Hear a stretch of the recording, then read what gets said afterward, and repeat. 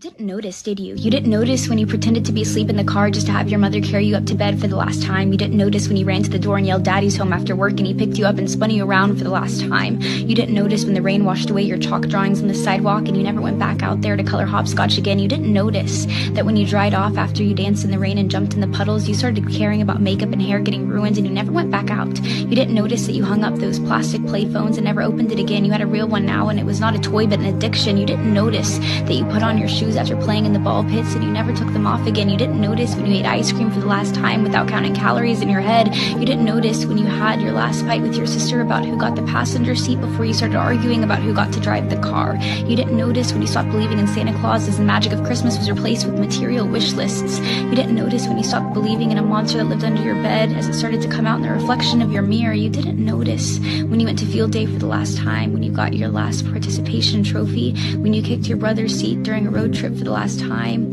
when you had your last play date with your Barbies, when you had your last Disney movie night with your family. You didn't notice that grandparents don't last forever. You didn't notice that your childhood cat wasn't eternal. You didn't notice your parents are growing up too. You didn't notice it, do you?